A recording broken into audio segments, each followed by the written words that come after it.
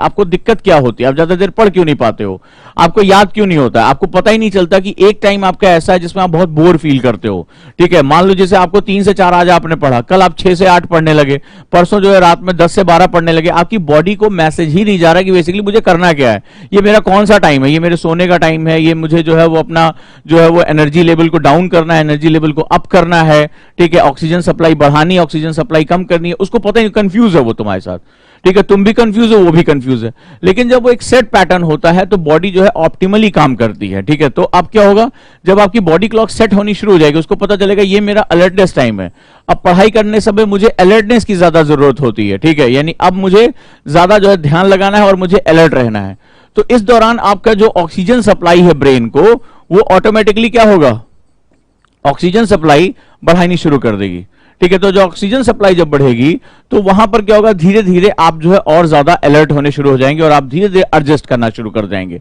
फिर धीरे धीरे इस स्पैन को बढ़ाते जाइए, अपने टाइम टेबल को मान लो आपने 5 घंटे का बनाया, उसको 6 घंटे बनाइए, 7 घंटे बनाइए, धीरे धीरे एक एक घंटे, आधे आधे घंटे उसमें इंक्रीज करते जाइए और धीरे धीरे आपकी बॉडी क्या करेगी, उसके साथ एडजस्ट करना शुरू कर देगी।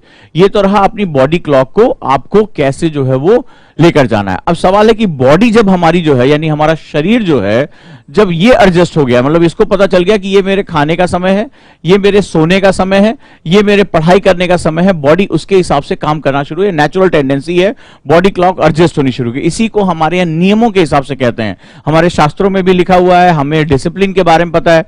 तो डिसिप्लिन इज नॉट अबाउट कि आप घड़ी की सुइयों के हिसाब से, हाँ मेरे चाय का वक्त हो गया, मेरे खाने का वक्त हो गया, ये नहीं है। सिलेक्टेड डिसिप्लिन जो है विद्यार्थियों के लिए काम होता है कि हमें किस क्षेत्र में, मेरी पढ़ाई का समय है तो मुझे यहां बैठना है, बाकी टाइम पर कहीं नहीं लिखा है कि आप ये खाना खाइए, मोबाइल यूज करिए, वो आपका मन है वो जो करिए। बट सिलेक्टेड डिसिप्लिन यानी कुछ समय के लिए मुझे अपने इस फंडामेंटल को फॉलो करके चलना है, बहुत ध्यान से इसको समझते जाना। अब बॉडी जो ऑप्टिमाइज हो गई, यानी अब आपको ये क्या हुआ कि अब मुझे अपनी चेयर पे बैठते समय थकान नहीं लगती है, मेरी बॉडी रिक्वायर कर रही है कि आपको क्या हो, जैसे हमें भूख लगती है खास समय पे, आपकी अब नोटिस करके देखना, एक खास समय पे ही आपको भूख लगती है, तो आप खाने की डिमांड करते हो, आपको महसूस होता है यार भूख लगी, कुछ खाना है। ठीक है, तो आपको पढ़ाई के लिए जो है एक रिक्वायरमेंट जगेगी, हाँ मुझे अब ये मेरे पढ़ाई का टाइम है। अब जब बॉडी जो है वो सेगमेंट हो गया, तो अब हमें माइंड सेगमेंट की तरफ जाना है, क्योंकि पूरा जो खेल है वो बॉडी प्लस माइंड है। हमें लगता है कि पढ़ाई केवल माइंड से होती है, बॉडी से नहीं होती है, तो गलत है। बॉडी एंड माइंड जो होता है वो सेगमेंट होता है, इसलिए जब योग कराया जाता है तो बॉडी, माइंड एंड स्पिरिचुअलिटी तीनों को जो है वो जो है इनपुट दिया जाता है, यानी फिजिकल, मेंटल एंड स्पिरिचुअल। तो 3 हमारे हिस्से में। अब यहां पर क्या हुआ, माइंड को हमें जो है नर्चर करना है। माइंड को नर्चर करने के लिए 2 तरीके हैं, एक तो न्यूट्रिशंस, ठीक है, यानी पोषण की जरूरत है, आप हमेशा जो है वो पानी पीते रहें आप, सबसे बड़ी बात। दूसरा, बादाम, अखरोट, ओमेगा 3 फैटी एसिड, इसको लेते रहें। ठीक है, टाइम टू टाइम इसको नर्चर, क्योंकि मशीन को बहुत ज्यादा इनपुट चाहिए होता है। दूसरा, हमेशा अपनी ब्रेन वेव्स को चेंज करने की आदत डालें, बहुत जरूरी है ये। ठीक है, और उसके लिए सबसे अच्छा तरीका है डीप ब्रीदिंग। डीप ब्रीदिंग, आप आश्चर्य करेंगे, किसी दिन आप चेक करके देखें, आपको लगता है कि सर मुझे याद नहीं हुआ, मैं पढ़ाई करा और मैं जो भूल गया। एक्चुअली क्या होता है कि आपका दिमाग जो है वो इस समय एजिटेटेड है, आपके दिमाग में कुछ चल रहा है जिसके बारे में आपको नहीं पता, या शायद आप उसी में खोए हुए हैं।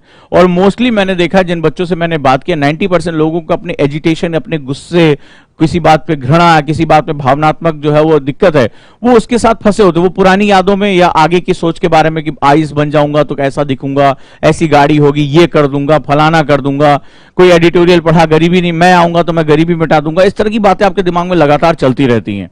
तो आप बेसिकली क्या होता है कि जो प्रेजेंट में आपकी जो है प्रेजेंस होनी चाहिए वो नहीं हो पाती है, और आप या तो भविष्य के बारे में हर समय सोचते हो या अपने अतीत के बारे में सोचते रहते हो। तो बेसिकली ऐसे कंडीशन में क्या होगा, जब तक आपका दिमाग प्रेजेंट में नहीं होगा तब तक वो एनर्जी को जो है, जो आपकी इंफॉर्मेशन उसको एब्जॉर्ब नहीं करेगा, उसको ग्रहण नहीं करेगा। तो आपको क्या करना पड़ेगा, आपको डीप ब्रीथिंग के बारे में, बहुत सिंपल है, बहुत ज्यादा जो है आसान है। डीप ब्रीथिंग एक बहुत सिंपल सा प्रोसेस होता है, ध्यान से समझना। इसमें आप अपनी ब्रेन वेव्स को चेंज करते हो। ज्यादातर हम जो ब्रेन वेव्स में हम रहते हैं वो बीटा ब्रेन वेव्स होता है, बीटा। और इंफॉर्मेशन को ग्रहण करने के यानी स्टूडेंट के लिए जो मिनिमम रिक्वायरमेंट है वो है अल्फा। आपको अल्फा की तरफ आना ही पड़ेगा बीटा से। करना क्या होगा, सिंपल जो है, बहुत आसान है। ठीक है, आप कभी भी देखना, जब आप एजिटेटेड होते हो, गुस्से में होते हो, तो आपकी जो सांसें होती है आपके सीने तक जाती हैं। नियम ये होता है कि जो शांत होता है उसकी सांस उसके एब्डोमेन यानी उसके पेट तक जाती है। ये बहुत सिंपल सा नियम होता है, चेस्ट मूवमेंट ही नहीं करते। तो आपको सिंपल ये करना है, जब भी आप पढ़ने बैठो एक सेशन ले लो 20 ब्रीदिंग का, करके देखना, आज तुम्हारी ऐसी तैसी हो जाएगी खाली 20 ब्रीदिंग में। ठीक है, 20 ब्रेथ आपको जो है लेना है। कैसे? सिंपल, 20 से शुरू करो। हाथ अपना जो है पेट पे रखो, एब्डोमेन पे, और गहरी सांसें लेना शुरू करो, ठीक है। और इस दौरान चेस्ट नहीं मूवमेंट होगा, आपका एब्डोमेन मूवमेंट होगा, यानी पेट बाहर की तरफ आएगा। और फिर जो है धीरे से उतना ही, कोई झटका नहीं देना है, कोई हूं हां की आवाज नहीं आएगी। इनहेल, आपको लगेगा एक नीली रोशनी शरीर के अंदर जा रही है, और एक्सेल तो अंदर से जितना निगेटिविटी है वो बाहर आ रही है। आपको गर्मी का एहसास होगा जब ये बाहर की तरफ निकलेगा, और फिर उसी तरह जो है सांस बाहर निकालनी है, लेकिन इस दौरान चेस्ट मूवमेंट नहीं होगा। Inhale, exhale. शुरुआत में क्या होगा, जब आप इसको 20, 19, 18, 17, 16 जब जाना शुरू करोगे, ठीक है, 16 तक आप करके देखना। 16 तक पहुंचते पहुंचते तुम्हारा दिमाग वॉन्डर करना शुरू करेगा, अंदर से बहुत सी ऐसे कुलबुलाहट सी उगेगी, ऐसे अचानक से दिमाग यहां जाएगा, भूल जाओगे किस गिनती पर था, ठीक है। 15 तक आते आते तो बिल्कुल ही इधर से उधर एक दो बार चक्कर मार चुके होगे। तो ये बताता है कि हमारे दिमाग के अंदर एजिटेशन कितना, खुद को आप जज कर सकते हो, ठीक है। लेकिन आपको टिके रहना है, आपको गहरी सांसें, पेट अंदर फूलते हुए दिखाई पड़ना चाहिए। पेट जितना फूले, अंदर आपको बहुत ठंडक का एहसास होगा जब आप इसको ढंग से करोगे, राइट। और थोड़े समय बाद आप देखोगे, अगर आपने यहां पर जो है 15, 14, यहां पर जो है इस नंबर तक आते आते आपको बहुत एजिटेशन होना शुरू हो जाएगा, दिमाग भागेगा, आप जो है कहीं भागोगे। फिर वापस अपनी सांसों पे लेकर आना है, सांस को अंदर जाते हुए देखना है, और बाहर जो है ब्रीथ जो आउट हो रही है मुझे देखना है। फिर जैसे ही आप जो है वो करते करते आप 10 जैसे ही पहुंचोगे, आपका दिमाग बहुत शांत होना शुरू हो जाएगा। ये जो 16 से लेकर और 11 तक का जो सफर होगा वो बड़ा खतरनाक होता है। दिमाग सबसे ज्यादा वॉन्डर करेगा, आप करके देखना, भागेगा इधर से उधर, चीजें उठाएगा, पास से उठाएगा, प्रेजेंट से रहेगा। यही तो होता है जब हम पढ़ाई करते हैं। तो ये क्या होगा, आप इसको ट्रेन कर रहे हो, ठीक है। तो फिर क्या होगा, आप जैसे 10 तक पहुंचोगे फिर चीजें आपकी शांत होनी शुरू हो जाएंगी।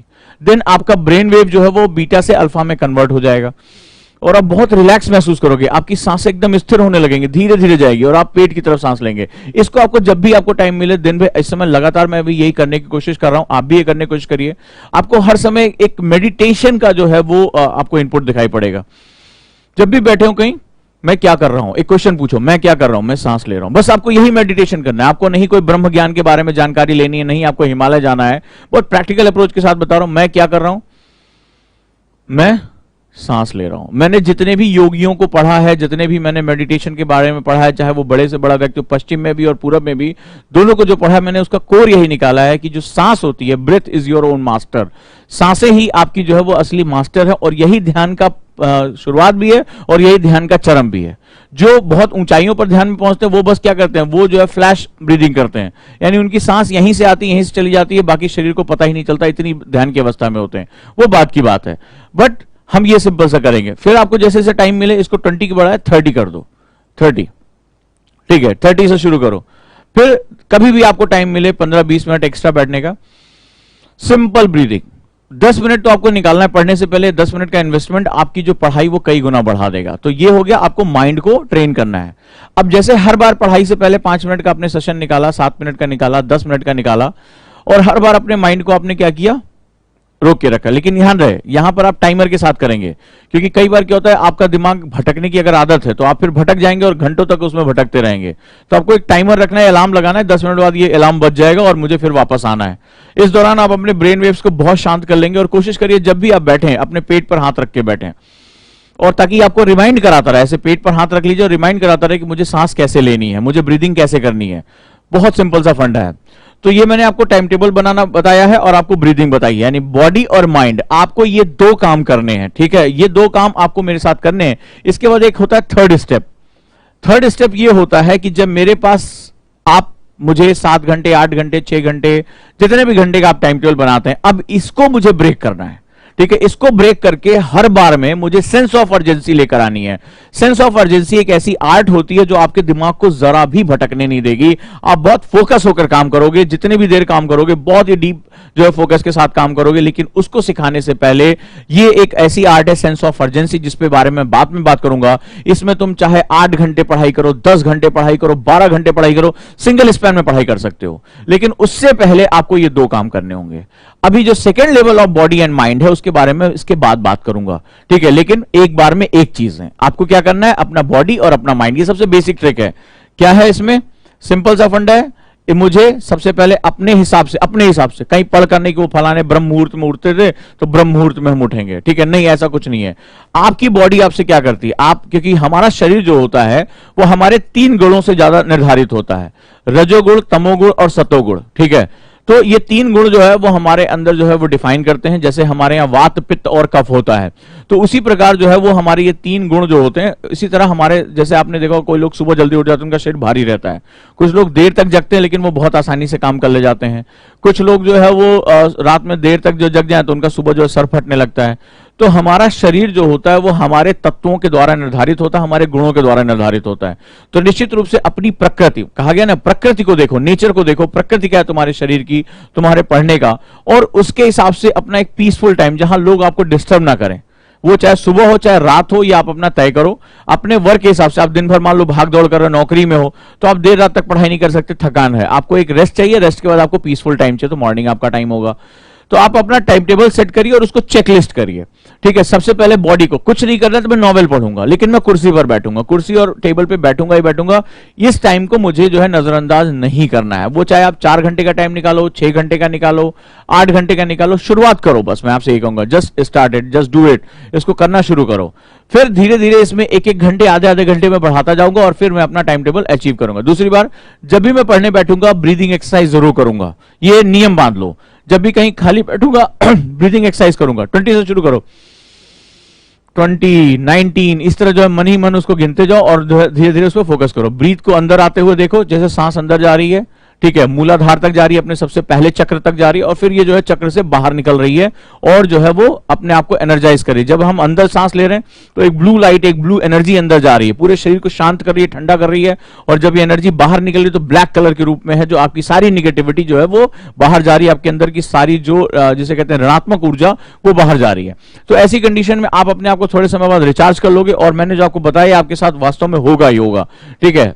अब आप शांत करके जो अपना लक्ष्य है उसको बनाकर पढ़िए। जब ये आपका सेगमेंट पूरा हो जाएगा फिर मैं एक और आपकी क्लास लूंगा, और वो है टाइम मैनेजमेंट पे दूसरी क्लास, कि अब सेंस ऑफ अर्जेंसी एक आर्ट होती है, उसको हम कैसे क्रिएट करें, और इसके माध्यम से आप जितनी देर पढ़ना चाहोगे आप बिना थके हुए लंबे से लंबे स्पैन में आप पढ़ाई कर सकते हो, बशर्ते सबसे पहले आपकी बॉडी और माइंड क्लॉक तैयार हो।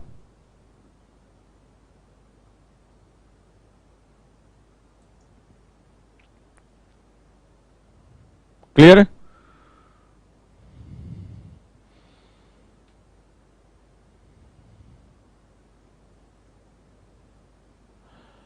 तो दोस्तों ये रहा टाइम टेबल पढ़ने का, बेसिक फंडामेंटल्स है। 2 हिस्सों में मैंने इसको बांटा है। पहला हिस्सा हमारा ही हो गया, सबसे पहले train your body and train your mind. आप कभी किसी जिम में भी जाते होंगे तो जिम में जिस दिन जाते होंगे आप कहते हो अपने कोच से, साहब बढ़िया अच्छी बॉडी बनानी, तो ऐसा थोड़ी नहीं कहता है भाई ए सुन बड़ा वाला वेट लेकर आ, लाद दे उसके ऊपर, मर जाए आज ही है, ऐसा नहीं किया जाता है। कोच क्या करता है, सबसे पहले आपको वार्म अप एक्सरसाइज कराता है। आपने देखा होगा, आपको पहले हल्की हल्की एक्सरसाइज, बॉडी स्ट्रेच करना, थोड़ा सा रनिंग करना, थोड़ा सा बॉडी वार्म करता है, बॉडी स्ट्रेच करता है।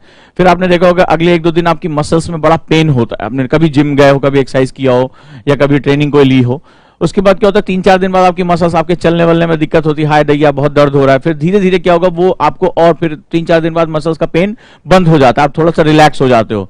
फिर वो धीरे धीरे आपके वेट गेन करता है, धीरे धीरे थोड़ा हल्के वेट, लाइट वेट पे एक्सरसाइज कराएगा, ठीक है। फिर आप जो उससे कहोगे अरे सर हमारे लिए इतना कम वेट बॉडी बनानी, बोले पहले अपनी मसल्स को ट्रेन करो। फिर धीरे धीरे आपके वेट बढ़ाता जाएगा, और एक दिन आता है जब आप लगातार ये काम करते रहते हैं तो आपकी बॉडी जो है वो बहुत अच्छी बन जाती है, मसल्स बहुत अच्छी बन जाती है। तो ये तो हमने भी अपने जीवन में देखा होगा, हमारी बॉडी और माइंड के साथ पढ़ाई में भी यही होता है। सबसे पहले आप एक बेसिक टाइम टेबल बनाओ, ठीक है। बेसिक टाइम टेबल बनाने के साथ साथ आप कोशिश करो कि उसकी चेकलिस्ट बनाओ, ठीक है। चेकलिस्ट बनाओ, किस टाइम पे मैं जो है फॉलो नहीं कर पा रहा हूं, उसके रीजंस लास्ट में लिखो कि क्या रीजन है, उसको आइडेंटिफाई करो, वो कॉज क्या है, ठीक है। फिर जब आपकी बॉडी और माइंड, और जब भी पढ़ने बैठो नियम बांध लो, ऊपर लिख लो मुझे सांसें लेनी है, और हर समय अपने आप से पूछो, जैसे ही दिमाग वंडर होगा, तुम कभी भी नोटिस करके देखना कि जब तुम तनावग्रस्त होते हो, कुछ आगे और पीछे सोच रहे हो, भविष्य और वर्तमान के बारे में, जो है अतीत के बारे में, तुम्हारी सांसें बहुत हल्की चलती हैं, तुम सैलो ब्रीथिंग करते हो। ब्रीदिंग संसार में मैंने जितने भी लोगों को मैं पढ़ा, जितने लोगों को मैंने सुना, ध्यान हो गई, धारणा हो गई, समाधि के बारे में जितना भी मैंने अध्ययन किया है, उसमें अंत में मैंने यही चीज निकाली है कि आपकी ब्रीदिंग ही आपका बेसिक और फाइनल पॉइंट है। जिसने इस हर समय जो अपनी सांसों पे पूछे मैं क्या कर रहा हूं, अपनी सांसों अपनी ब्रीथ पे जिसको कमांड है कि वो अपनी सांसों को आते हो जाते देख, कभी उसका दिमाग वॉन्डर करेगा ही नहीं, कभी वो जो है वो अतीत और भविष्य के चक्कर में फंसेगा नहीं, वो ध्यान मग्न हो जाएगा। और आप ज्यादा नहीं, सिर्फ 2 दिन ये मेरे साथ करके देखिए, जब भी आप बैठे आपका दिमाग भटक रहा है, मैं क्या कर रहा हूं, बस कहीं भी मैं सांस ले रहा हूं, फिर अपनी सांसों पर फोकस है, फिर आपका दिमाग भटकेगा, फिर अपनी सांसों पर आइए, ठीक है। जब अपनी ब्रीथिंग पे आप देखेंगे मैं क्या कर रहा हूं, फिर मैं सांस ले रहा हूं, फिर अपनी सांसों को आप आते हुए देखिए कि आपके पेट तक आ रही है, एब्डोमेन आपका फूल रहा है। आप देखेंगे कि आपकी बहुत से तनाव, आपके बहुत से जो है उठापटक, आगे पीछे भागने की सारी प्रक्रियाएं रुकनी शुरू हो जाएंगी, तुरंत तुरंत स्टॉप कर जाएंगे और आप बहुत बहुत रिलैक्स करोगे। और यही रिलैक्सेशन जो है वो क्या करेगा, आपके दिमाग की जो कैपेसिटी है उसको फैला देगा। यानी अब जो आप सूचनाएं ग्रहण कर रहे हो, जो सूचनाएं आप लेने की कोशिश करो, वो आपको मिलनी शुरू हो जाएंगी। आपने सुना होगा विवेकानंद के बारे में, तो विवेकानंद के बारे में आपने पढ़ा होगा कि उनको फोटोग्राफिक मेमोरी थी, वो जिस किताब को पलट लेते थे वो याद हो जाता था। ये कोई मतलब सुनी सुनाई बात नहीं है। एक्चुअली जब मैंने विवेकानंद की ध्यान पद्धतियों के बारे में पढ़ा, परमहंस के बारे में पढ़ा और ध्यान पद्धतियों के बारे में पढ़ा, तो उन्होंने कहा कि मैंने बहुत समय तक हिमालय में साधना की, उनकी किताबें अवेलेबल हैं, तो आप वहां पर जाकर उनको पढ़ भी सकते हैं। तो उसमें एक बड़ी खूबसूरत मुझे लाइन लगी, तो उन्होंने कहा वैराग्य के बारे में मैंने पढ़ा, हिमालय पे साधनाएं की मैंने बहुत, अंत में मुझे समझ में आया कि सिर्फ अपनी नासिका के अग्रभाग पर, जिसे नासिकाग्र कहते हैं, यानी नाक के अगले हिस्से पर, पॉइंट पर मैंने अपनी सांसों पर ध्यान जमाना शुरू किया और कुछ अद्भुत घटित हुआ। और मुझे ध्यान की पहली जो है जिसे कहते हैं कि अनुभूति, जो मेडिटेशन क्या होता है, मुझे अनुभव हुआ सिर्फ अपनी सांसों पे। मैंने बहुत कोशिश की, कंदराओं पे गया, ऋषि मुनियों से मिला, लेकिन कुछ फायदा नहीं हुआ। आत्मज्ञान मुझे मिला जब मैंने अपनी सांसों पर फोकस किया, और धीरे धीरे वो क्या, वो स्थिर अवस्था में आ गए। उन्होंने कहा कि मैंने वर्षों तक इसकी प्रैक्टिस की और मैं स्थिर अवस्था मतलब जो मन है उसकी गति बहुत तीव्र मानी जाती है, और वो हमेशा उसको वर्तमान में बनाए रखना ही मन की गति को काबू करना होता है। तो ऐसी कंडीशन में उनकी जो मेमोरी थी वो इतनी स्थिर प्रज्ञ, इस अवस्था को स्थिर प्रज्ञ बोलते हैं। क्या बोलते हैं? स्थिर प्रज्ञ बोलते हैं। अर्थात सांसें इतनी इनलाइटेंड हो जाती हैं, आप हर समय अपनी सांसों के साथ ही जीवन चल रहा होता है, इसके पहले कुछ नहीं, इसके बाद कुछ नहीं। ये व्यक्ति इनलाइटन कर जाता है, फिर उनके समस्त जो भी कुछ आता है उसमें वो क्या होता है, उसको सब कुछ देख लेता है। पश्चिम में टेस्ला के साथ यही था। टेस्ला की जो मतलब जो उनके पास मेमोरी थी, जो उनको विजुलाइज करने की क्षमता थी, वो उनको भविष्य की तरफ लेकर जाती थी। मतलब वो आने वाली चीजों को, आने वाली टेक्नोलॉजीज को वो देख सकते थे। तो ये लोग स्थिर प्रज्ञ हो जाते हैं अपने कामों में। न्यूटन को भी यही जो है वो प्राप्ति थी। न्यूटन हो गए, आइंस्टाइन हो गए, ये सभी स्थिर प्रज्ञ थे।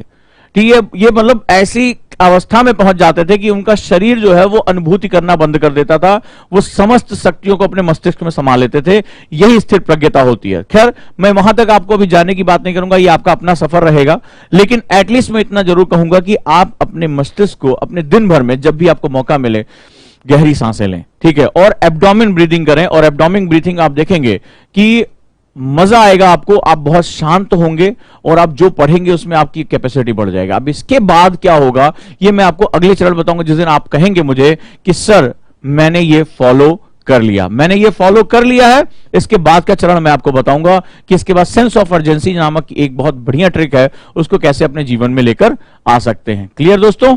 तो चलिए मिलता हूं मैं 11 बजे की क्लास में, और ध्यान रहे कि आप लोगों को मन लगा के अब पढ़ाई करनी है, अच्छे से अपनी पढ़ाई करनी है।